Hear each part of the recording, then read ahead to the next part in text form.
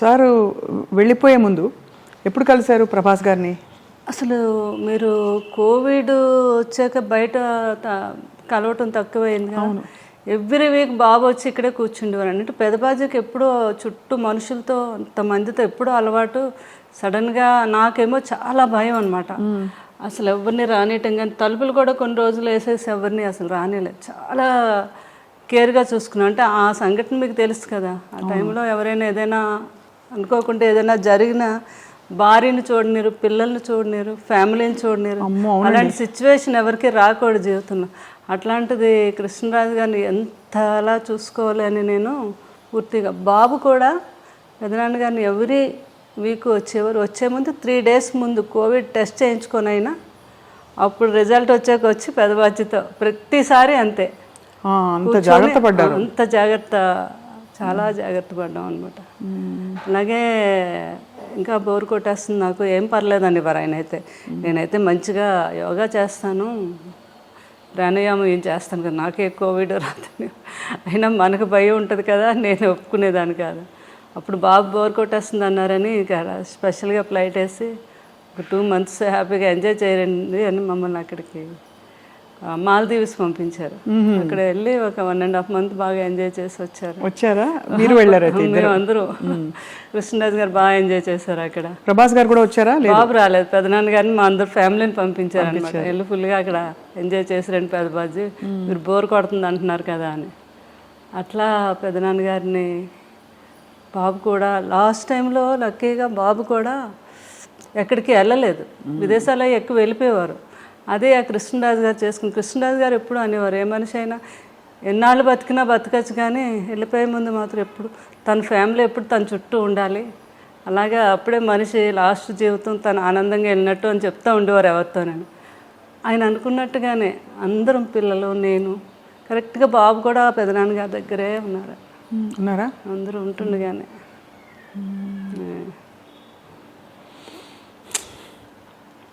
ఎంత మీరు మీ వివాహం అయ్యే టైంకి సార్ ఆల్మోస్ట్ బాగా పెద్ద స్టారా సినిమాలో కదా? అంతే కదా. ఆ తర్వాత వారి స్టార్డమ్ గురించి అప్పుడు మీకు తెలుసా? ఇంత పెద్ద స్టార్ అసలు చేసుకోవడం ఎందుకు. నాకు మెయిన్ కృష్ణరాజు గారు మా మదరాలు చెప్పేవారు అనమాట. ఆయన సినిమా యాక్టర్ కాదు, బయట కూడా చాలా గొప్ప వ్యక్తి. ఎంతోమందికి ఆయన సహాయం చేయటం, ఎవరైనా పెళ్ళిళ్ళు చేసుకోవాలన్నా చేయటం, వరద బాధ్యతలకని. అది నాకు బాగా ఆయన అప్పటి నుంచి ఆయన అంటే నాకు చాలా ఇష్టం అనమాట. ఆ ఇష్టం మీద పెద్దవాళ్ళు వీళ్ళందరూ అన్నా కూడా మెయిన్ నేను ఒప్పుకొనే చేసుకున్నాను కృష్ణరాజు గారు. పెద్దవాళ్ళని ఎవరన్నారు అంటే ఇంట్లో వాళ్ళనా? మా అమ్మగారు అన్నారు. ఎందుకంత పెద్ద వయసు తేడా కదా, కొంచెం ఉంటుంది కదా మదర్కి, ఎవరికి ఉంటుంది గ్యారెంటీ. అంటే మాత్రం లేదు నేను ఏమైనా కృష్ణరాజు గారిని చేసుకుంటాను ఆ ఇష్టం మీద. అది ఆయన వ్యక్తిగతంగా కూడా నా గురించి తెలుసుకొని చేసుకున్నారు. తన నిజంగా నన్ను ఇష్టపడుతుంది అని వాళ్ళ కజిన్ వచ్చి చెప్తే అదే అండి చాలా అంటే గొప్ప విషయం. వారి అంటే ఆల్మోస్ట్ మీకు అంత వయసు వ్యత్యాసం వల్ల మిమ్మల్ని చిన్న పాపలా చూసుకుని ఉంటారేమో, చిన్నపిల్లలాగా. ఇంటమ్మాయి నన్ను చిన్నపిల్లలు అలా అంతకన్నా ఎక్కువగా ఆయన నేను పిల్లాడిలా చూసుకున్నాను. అది తల్లిలా చూసుకున్నారు మీరు, అంత వయసు వ్యత్యాసం. ఎవరు వచ్చి అడిగినా మా 3 పిల్లలతో పాటు 4 పిల్లలు అనేవారు, 4వ వాడు నేను అని. అలా అంత బాగా ఆయన్ని ఎక్కడికి వెళ్ళిన ఫుడ్ అని అదని అంటే ఆయన వదిలే ఎప్పుడు ఎక్కడికి అంటే ఆయనకు భోజనం కుదురుతుందో లేదో, ఆయనకి ఇది అంత ఎవరో ఏదో అనుకుంటారేమో అనేది లేదు. నాకు కావాల్సింది ఏంటంటే ఆయన బాగా నేను చూసుకోవాలి, అదొక్కటి ఆలోచించేదాన్ని నేను ఎక్కువగా. మీరు క్యారియర్ కట్టి పంపించేవారా షూటింగ్ అన్నిటికీ? బాగా పెద్ద క్యారియర్, అందరూ ఓల్డ్ మంది ఉంటారు. అది ఎప్పుడు క్యారేజ్ వస్తుందా అని అక్కడ మేడం ఎప్పుడు పంపుతారని ఏదో చూస్తూ ఉండేవారు అక్కడ. అందులో మీ రాజుల వంటకాలన్నీ కూడా చాలా రుచిగా ఉంటాయి కదా. చేపల పులుసు, బిర్యానీ, రొయ్యల కూర, అన్ని టేస్టే. అందులోకి ఈ సీజన్లో వచ్చే పులుసు, చేప పులుసు అంటే అవునవును చాలా కృష్ణరాజు గారికి ప్రభాస్ గారికి ఇద్దరికి ఇష్టం అండి. ఇంకా ఈస్ట్ వెస్ట్లో మంచి చేప పడింది అంటే మన ఇంటికి వచ్చేయాలి. అది కృష్ణరాజు గారు ఏమో నాకు కృష్ణరాజు గారే నేర్పించారు. మాకు అటు ఆంధ్ర సైడు ఆ పులుసు చేప అది అంత తెలియదు మాకంతా అటు సీ ఫుడ్ ఎక్కువ అలవాటు మాకు. మాకు అటు అదే అలవాటు అనమాట. ఏది వంజరం చేపని, నేను చెప్పను ఆ టైప్ ఆఫ్ మేము ఎక్కువ. కానీ ఇటు రాజుగారి వాళ్ళు అయితే ఇంక అన్నీని వాళ్ళకి ఏ సీజన్లో ఏ ఫుడ్ వస్తుందో ఆ సీజన్ ప్రకారంగా తిన్నాం. అది ఏ సీజన్లో వస్తుందండి పులుసు అని, చాలా ఫేమస్ అది. అవును, అది ఆ తండ్రి కొడుకులు ఇద్దరికి ఇష్టం. ఆ కృష్ణరాజు గారు నాకు నేర్పించారు అది ఎలా చేయాలి ఏంటి. బాబుకి పులుసు చేయాలి అంటే ఇంకా ఆయన హడావిడి చూడాలి అనమాట. పెద్దబాజీ ఈరోజు నాకు చీట్ డే, ఈరోజు తినేస్తాను అంటున్నప్పుడు డైట్ చేస్తారు కదా, అంతే ఇంకా పులుసు చేప తయారు చేపించేసి అది ఒక వీడియో కూడా చేశాను నేను. అప్పుడు ఏంటంటే రుచి చూసేవారు కాదు, స్మెల్ ఉప్పు సరిపోయిందా లేదో వాసనతో చెప్పేసి ఉప్పు సరిపోయింది. అదే సంపూర్ణమైన అన్ని సంపూర్ణమైన జీవితం అంటే కృష్ణరాజు గారేనండి. బాబు కూడా అదే అంటారు, అబ్బా ఎవరికైనా కూడా అలాంటి జీవితం రావాలి అంటే ఎన్ని ఉడుదుడుకులు ఉన్నా ఏమున్నా మనిషిలో కళ్ళల్లో కనబడడం ఎప్పుడో హ్యాపీనెస్. ఎవరైనా వస్తే భోజనం పెట్టడం.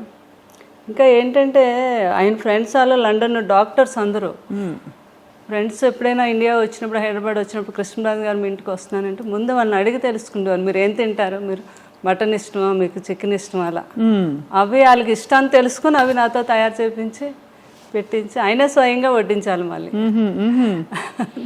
కొంతమంది కాంబినేషన్, మా ఇంట్లో బిర్యానీ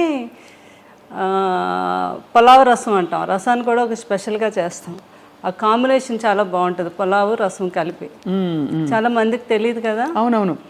ఆయన తిని ముందు కొంచెం పులావ్ వేసుకోండి, అందులో కొద్దిగా చేపల పులుసు వేసి ఇంత రసం వేసుకొని తినండి అంటే ఆ టేబుల్ మీదే వాళ్ళకి వంట అక్కడికక్కడ తయారు చేసి పెట్టేవారు అనమాట. అంత ఇష్టం పెట్టడం, అంత ఇష్టం, అంత ఇష్టం అండి. వాళ్ళు తింటూ ఉంటే ఆ కళ్ళల్లో ఆనందం అసలు మామూలుగా కాదు.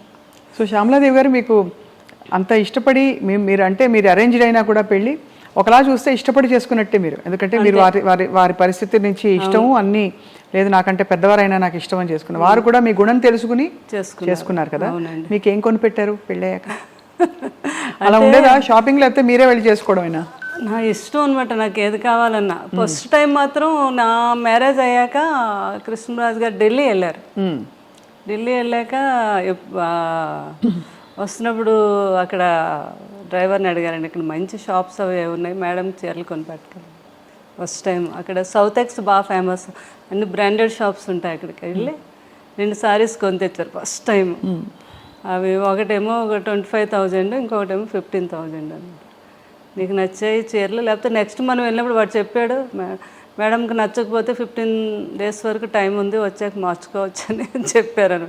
నాకు చాలా హ్యాపీ అనిపించింది ఫస్ట్ టైం ఆయన చీరలు కొని తీసుకురావడం. అలా దాచుకున్నాను ఇప్పటికీ కూడా సారీస్, ఆయన ఫస్ట్ టైం కొని తెచ్చారు. అవునా? అవును కదా, అంతకంటే అది అద్భుతమైన జ్ఞాపకం. అవునండి. అది ఆయనకి విదేశాలు అది వెళ్ళినప్పుడు అప్పుడు ఫారెన్ సామాన్లు ఫారెన్ వెళ్తే కొన్ని తేవటం ఇక్కడ ఇవ్వటం అది పెద్ద గొప్ప కదండి ఆ రోజుల్లో. అవును, కృష్ణరాజు గారు ఎక్కువ వెళ్ళేవారు లండన్. అది ఏ సంవత్సరం ఇది అంటే లండన్ వెళ్ళింది ఎక్కువ ఫారెన్ ట్రిప్స్? కృష్ణరాజు గారు చాలా అప్పుడు ఫస్ట్ సీతాదేవి గారు ఉన్నప్పటి నుంచి అలవాటు అంటండి. లండన్ వెళ్ళి 1 month సమ్మర్ వస్తే అక్కడ ఒక హౌస్ తీసేసుకొని 1 month అక్కడే ఉండి బాగా ఫ్రెండ్స్తో అందరితో స్పెండ్ చేసి వచ్చేవారండి. వస్తున్నప్పుడు ఏం కావాలని ఒక షాపుకి వెళ్తే 10 షాపులు తిరగడం అది ఆయనకి ఇష్టం ఉండదు. ఒక షాపులో ఏమి నచ్చుతాయి అక్కడే డజన్లే, 1-2 కొనడం కాదు, ఇలా చేతికి ఎన్ని అందొస్తాన్ని కొనేయడం వేసేయడం. ఇక్కడికి వచ్చి పిల్లలందరికీ, ప్రభాస్ గారికి వీళ్ళందరూ చిన్నపిల్లలు కదా వాళ్ళందరికీ. అందుకే బాబు కూడా అలవాటు ఉంది. వెళ్ళినప్పుడు లాస్ట్ టైము వాళ్ళ పెద్దబాజీ గారికి నాకు వాచెస్ అవి తెచ్చారు, రోలెక్స్ అవి తెచ్చారనమాట. ఎంత ఆనందం, కొడుకు తెచ్చాడని. ఈయన అన్నీ వాడేసినవి చేసేసినవన్నీ. కానీ కొడుకు వేరు కదా. అదే ప్రభాస్ ఎప్పుడు వచ్చినా ఒక 2 గంటల ముందు ఫోన్ చేస్తారు వాళ్ళు పెద్దబాజీ ఈరోజు నేను వస్తున్నాను మిమ్మల్ని చూడడానికి, చాలాసేపు కూర్చున్నాను, కొడుకు వస్తున్నాడు, అన్నీ చేసి ఏం కావాలో ఏంటో తయారు చేసి ఆ వాచ్ పెట్టుకుండేవారు. కొడుకు కొన్న వాచ్ పెట్టుకొని అక్కడ కూర్చుండేవారు అనమాట. నేను చెప్తే ప్రభాస్ గారు నవ్వేవారు, పెద్దబాజీ అవన్నీ ఎప్పుడో మీరు మా చిన్నప్పుడు వాడేసినవే కదా ఇవన్నీ మీకు కొత్త ఏంటి, ఏదో మాకు సరదాగా తేవడం అంటే అలా కాదు, నాకు కొడుకు తెచ్చాడు నాకు గొప్ప అంటే అట్లాంటి మనస్తత్వం అనమాట ఆయనకి.